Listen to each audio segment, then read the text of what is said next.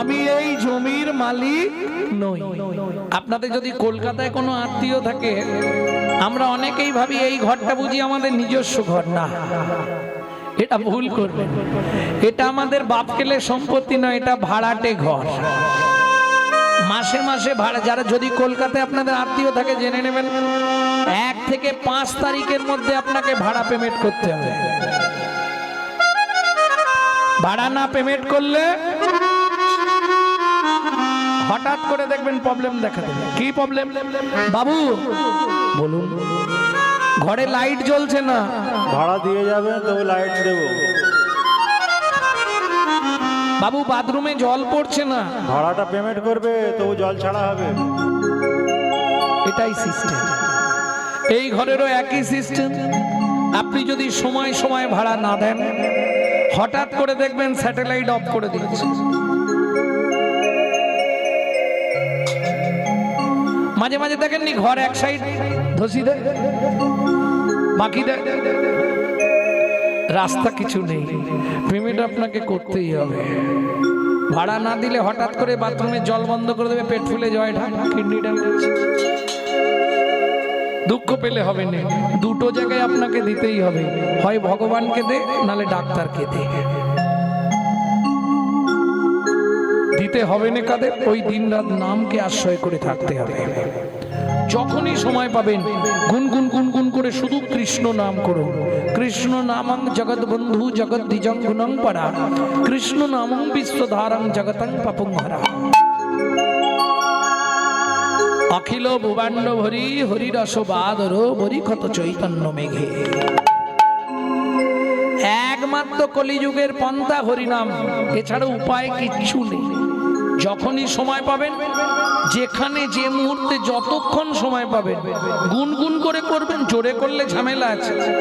কে বলে পাগলা হয়ে গেছে, কে বলে মাথা খারাপ হয়েছে। হ্যাঁ, হাসছো? হিন্দুদের চরম শত্রু তো হিন্দুরা, যার জন্য হিন্দু ধর্মের অবক্ষয়। এটা বুঝতে হবে।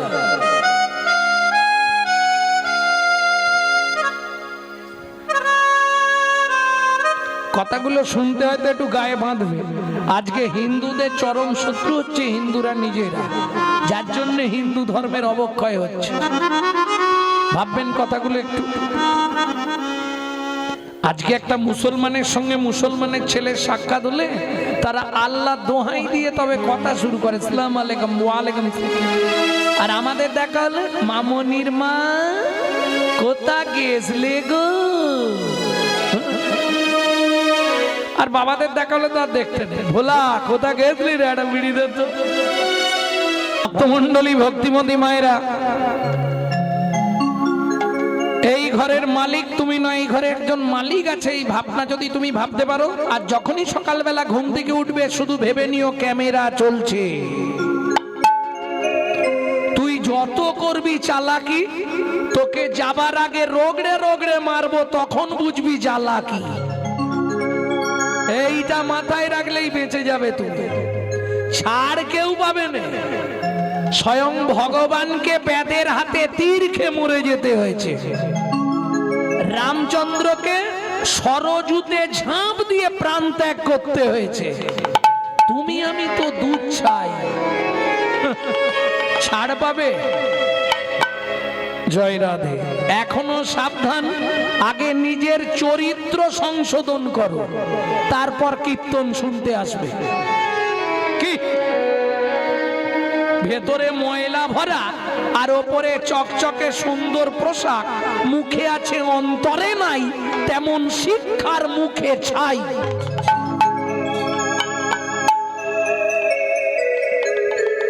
এমন কিছু মানুষ সমাজে আছে, বাড়িতে জীবনে বাবা মাকে ভাত দেয় না, অথচ দুর্গা পুজোয় 500 পিস কাপড় বিলাচ্ছে। কি করে বললাম? গত বছর কুচবিহার স্টেশনে নেমেছি, কুচবিহার, এক ভদ্র মহিলা ছুটে এসছে, ভিখারি, কিন্তু বেশ সুন্দর জামা কাপড় পরে আছে, ফর্সা। এসে বলছে, বাবা কি একটা পাউরুটি কিনে দিবি? আপনি কি করেন? ভিক মাগি। আচ্ছা, দেখে তো মনে হয় না। আচ্ছা, তা ছেলেরা বললে আমরা চা খাবো, তো চা খাবো, কি খেতে চায় খাই। নিয়ে গেছে দুটো পাউরুটি হাতে নিয়েছে, নিয়ে এসে বলে বাবা তোর সঙ্গে একটু কথা বলবো। কি কথা বলবেন? অবশ্য আমি যাবো দিনহাটা, দিনহাটা থেকে গাড়ি এলে আমাকে নিয়ে যাবে, একটু বস না। বসেছে। কোথায় থাকিস? হাওড়া। বলছে আমার ছেলে সেক্টর 5-এ থাকে, সল্টলেকে। কি করে? ওই যে কি চ্যাটার অ্যাকাউন্টটা, যার এখন ভাবুন মিনিমাম 1,40,000 টাকা মাইনে আছে। তা আপনি ভিক্ষা করেন কেন? কি করব, আমাকে নিয়ে গেছিল 1 মাস রাখার পর বৌমা বলল মায়ের এখানে জল হাওয়া শুট করবে না, মাকে গ্রামে দিয়ে এসো। ওই যে ছেলে দিয়ে গেছে আজ 5 বছর, আর যোগাযোগই রাখে। কি করব বল? প্রতি বছর দুর্গাপূজায় আমার ছেলে 500 করে কাপড় দান করে, 500 পিস। বাহ, তোমার ছেলেকে প্রণাম। কি হবে? লাভ হবে কিছু? মুখে আছে অন্তরে নাই, তেমন শিক্ষার মুখে চাই, কোনো লাভ নাই। যতই যাও না মন্দিরেতে আর যতই করো গঙ্গা স্নান, বাবা মায়ের না সেবা করলে খুশি হয় না ভগবান। কোন দেবতার পুজো করার দরকার নেই। সকালবেলা উঠে বাবা মাকে একটা ভক্তি করে প্রণাম করে দেখো, তোমার লাইফস্টাইলটা বদলে যাবে। পৃথিবীর সর্বশ্রেষ্ঠ ভগবান হলো পিতামাতা, তারা খুশি থাকলে পৃথিবী খুশি থাকবে। প্রেম সে বলো চৈতন্য মহাপ্রভু কি জয়।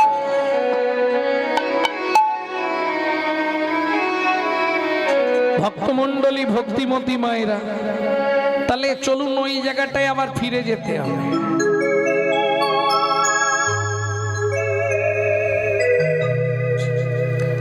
যে যা চাইলো রাজা দিল। মন্ত্রী, তাহলে সবাই দান পেয়েছে তো, এবার দানব্রত যজ্ঞ আমি শেষ করি। মন্ত্রী বলছে মহারাজ, আপনি তুলসী পাতা গঙ্গা জল হাতে নিয়েছেন, ওইটা সেবা করে নর্মদা নদীতে স্নান করে ব্রত শেষ করবেন। তার আগে আপনি একবার জিজ্ঞেস করে নিন না, কেউ কি বাকি আছো? আমি আছি গো। আস্তে। মন্ত্রী, কে বললে বাকি আছে? মহারাজ আমি আসছি। এদিক ওদিক তাকাচ্ছে, কেউ নেই। হঠাৎ সামনে এসে দাঁড়িয়ে গেল। কে? নারদ মুনিকে দেখেই রাজা ক্রোধে অগ্নি প্রজ্বলিত। দূর হয়ে যা সম্মুখ হতে।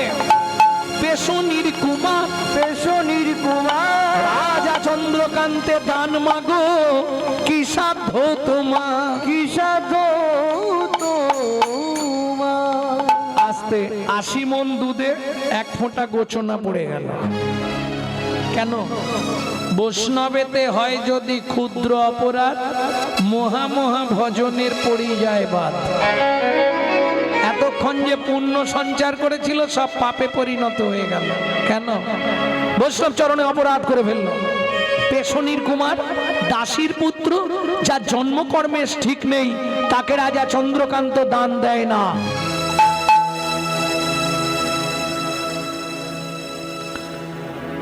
এত ক্রোধ রাজা, নারদ মুনি স্তম্ভিত হয়ে গেলেন। মন্ত্রী, মহারাজ একে ঘাড় ধাক্কা দিয়ে বার করে দাও, আমি দান দেব না। কেন মহারাজ? আপনি তো সবাইকে দান দিলেন। কিরকম বিধির বিধান দেখুন, এটাই তো পরীক্ষা। এতক্ষণ দান করছিল, ভগবান মতিটাই বদলে দিল, পরীক্ষায় ফেলে দিয়েছে। এই জায়গাটা থেকে উঠতে পারাটা মুশকিল। এই পরীক্ষায় ফেল করলো মানে ব্যাস শেষ। এত দান করলো করে শেষে গিয়ে ওই 80 মণ দুধে 1 ফোঁটা গোচনা পড়ে। শুনুন মহারাজ, আপনার মন্ত্রী ঢাঁটরা দিয়েছিল বলে আমি এসেছি, আমি চলে যাচ্ছি। তবে যাবার আগে বলে যাচ্ছি যে চণ্ডালের মতো ব্যবহার আপনি আমার সঙ্গে করলেন, আগত জন্মে আপনাকে নিষাদ কুলে চণ্ডালের ঘরে জন্মগ্রহণ করতে হবে। রাজা স্ত্রী ছুটতে ছুটতে এসে চরণে পড়ে গেছে। হেমকান্তা দেবী মুনিবর, মুনিবর, আমার স্বামী অন্যায় করেছে, আমার স্বামী মূর্খ, আমার স্বামী বোঝে না বৈষ্ণব, আপনি ক্ষমা করে দিন মহারাজ। আমি আপনার চরণ ধরে মিনতি করছি, আপনি ক্ষমা করে দিন। ওঠো মা, মুনিবাক্য মিথ্যে হবে না। চন্ডালের ঘরে নিষাদ খুলে তোমাদের জন্ম হবে। পা ছাড়ো, পা ছাড়ো মা। মুনিবা, এ জীবনে যে কষ্ট যে যন্ত্রণা পেলাম একটা সন্তানের জন্য, আমি নিষাদ খুলেই জন্মাবো, চন্ডালের ঘরে যাব, তাতে কোনো কষ্ট নেই, কিন্তু একটা কৃপা আপনি আমাকে করে দিন। কেঁদো না মা, বলো কোন কৃপা পেলে তুমি খুশি হবে? একটি সন্তান পাই যেন মুনি, সে তো হরি ভক্ত। আমায় একটি সন্তান পাই যেন মুনি, সে তো হরি ভক্ত। একটি সন্তান পাই যেন মুনি, সে তো হরি ভক্ত। তুমি এই কৃপা করো মুনি, তুমি এই কৃপা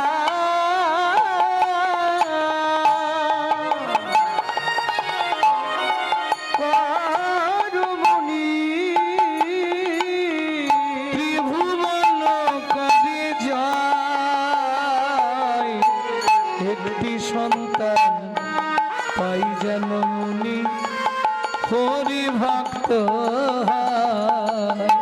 আমায় একটি সন্তান দাও গো মুনি, যেন হরি ভক্ত।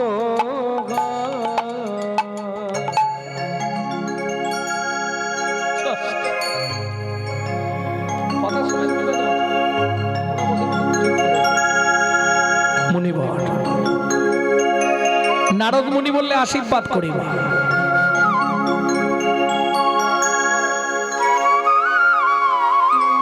মুনিবর,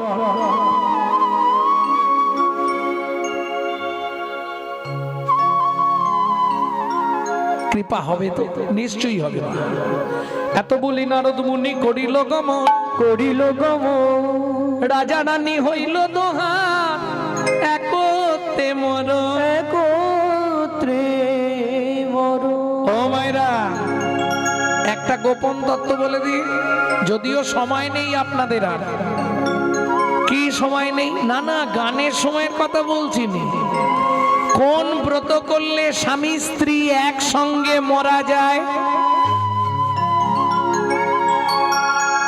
ভালো করে শুনে নিন, যাদের ইচ্ছা আছে চেষ্টা করুন এখন থেকে। স্বামী স্ত্রী একদিনে একই তিথিতে একসঙ্গে মরতে পারবে। বলবো কি? না দরকার নেই, ও আগে মরুক। এটা ছাড়া হয়েছে না? ছাড়া হয় না? ভক্তমন্ডলী, ভক্তিমতী মায়েরা, এটা শাস্ত্রে বিধান আছে, হরি ভক্তি বিলাস। কি বিধান আছে? যদি কোনো সদবা রমণী স্বামী সঙ্গে 21 বছর নির্জলা একাদশী ব্রত উপবাস করে, তাদের একই তিথিতে একই সঙ্গে একই দিনে মৃত্যু হবে।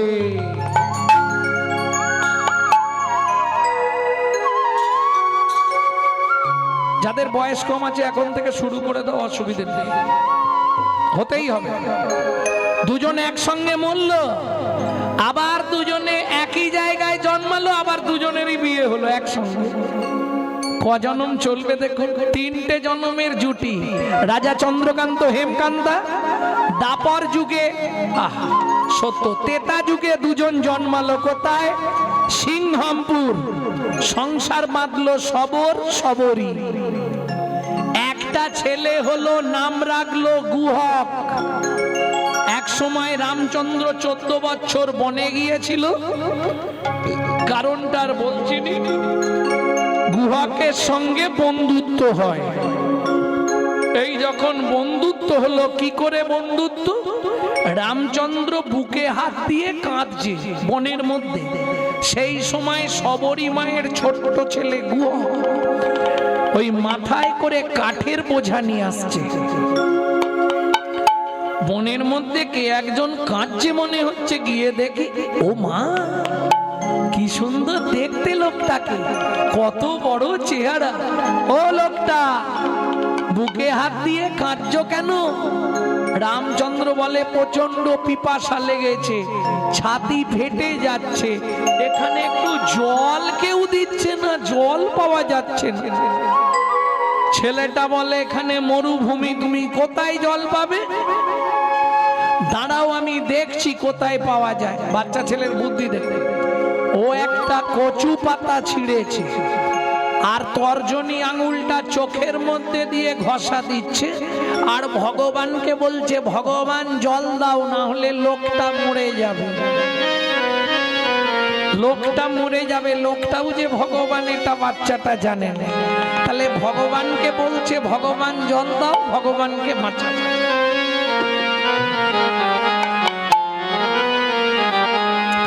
জয় জয় রঘুপতি রাঘব রাজা রাম পতিত পাবন সীতারাম। জয় জয় রঘুপতি রাঘব রাজা রাম পতিত পাবন সীতারাম। দশরথ নন্দন তুমি ওহে রাম, কৌশল্যা জীবন তুমি প্রাণরাম। দশরথ নন্দন তুমি প্রাণরাম, কৌশল্যা জীবন তুমি অঘরাম। রঘুপতি রাঘব রাজা রাম পতিত পাবন সীতারাম। জয় জয় রঘুপতি রাঘব রাজা রাম পতিত পাবন সীতারাম। ও লোকটা, এই নাও একটুখানি কচু পাতায় জল পেয়েছি, এটা খেয়ে নাও। হাতে দিয়েছে, রামচন্দ্র কচু পাতাটা ধরে, খোকা এটা কি জল রে? তোমাকে মিথ্যে বলবো না, এখানে কোথাও জল নেই, আমি চোখ থেকে জল বার করে তোমায় দিলাম। যা বলেছে চোখ থেকে জল বার করে দিলাম। ভগবান রামচন্দ্র গিয়ে গুহকে বুকের মধ্যে জড়িয়ে ধরেছে, আর যা জড়িয়ে ধরেছে গুহক চিৎকার শুরু করেছে, ঠাকুর কিরে তোমার জাত মরে যাবে তো? কেন? আমি চণ্ডালের ছেলে গুহক, তোমার নাম?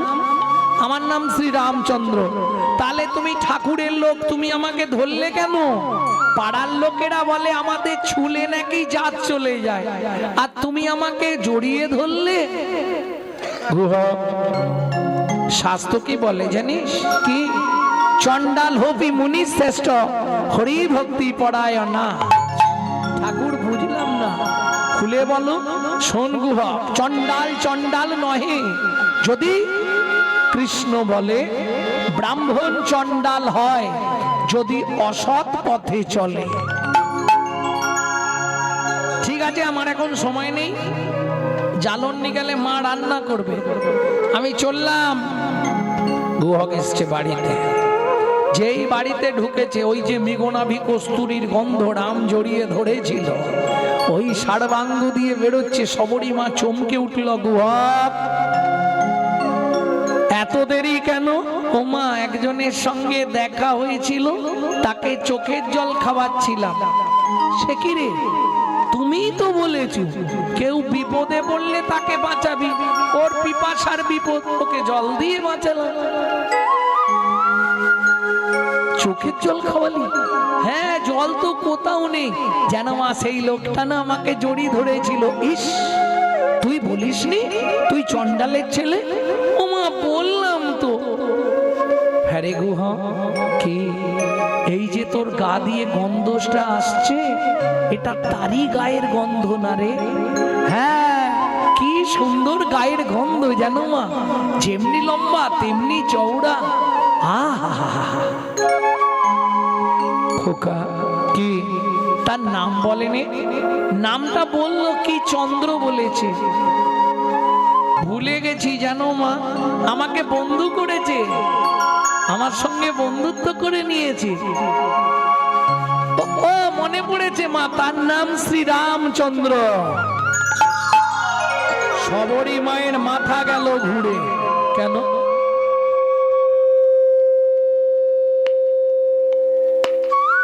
সবরী মায়ের মাথা গেল ঘুরে কেন? কেন গো ভক্তমণ্ডলী, ভক্তিমতী মায়েরা, সবরী মা বলছে খোকা, সবরী মা মতঙ্গ মুনির শিষ্য, যাদের আরাধ্য ভগবান হচ্ছে রামচন্দ্র। খোকা তোর বন্ধুকে একবার আনবি? আনতে পারি মা, তাহলে দু একটা মিথ্যে বলতে হবে। মিথ্যে বলেই আনবি। পরের দিন গুহক খেলতে গেছে, ব্যাস মনে মনে ভাবছে এবার বন্ধুর আসার সময় হয়ে গেছে। ও বসে বসে এক ধারে গান গাইছে। গান গাইবার মতো আর ইচ্ছা আমার নেই, তবু কোনো রকমে গায়ে দিতে হবে। শেষে 11:30টায় ছাড়বো। লুকিয়ে তোমায় রাখবো ঠাকুর আমার হিয়া মাঝে, লুকিয়ে তোমায় রাখবো ঠাকুর আমার হিয়ার মাঝে। গুহাক, এখনো বসে বসে হরিনাম করছিস? বাড়ি যাবি কখন? ও বন্ধু, পায়ে লেগেছে, যেতে পারছি না। ভগবান বলে তাহলে আমি কাঁধে করে দিয়ে আসি। গুহক বলে তাহলে তো ভালোই হয়। ভগবান বলে আমারও ভালোই হয়। কেন? গুহকের ভালো হবে, মাকে বন্ধু দেখানো হয়ে যাবে। আর ভগবান বলছে আমারও ভালো হবে। কেন? সেদিন তুই আমায় চোখের জল খাইয়েছিস, আজকে তোকে কাঁধে তুলবো, তোর পা দুটো বুকে চেপে ধরবো, আর নয়ন জল দিয়ে তোর চরণটা ধুয়ে দিয়ে সেদিনের ঋণটা শোধ করে দেবো।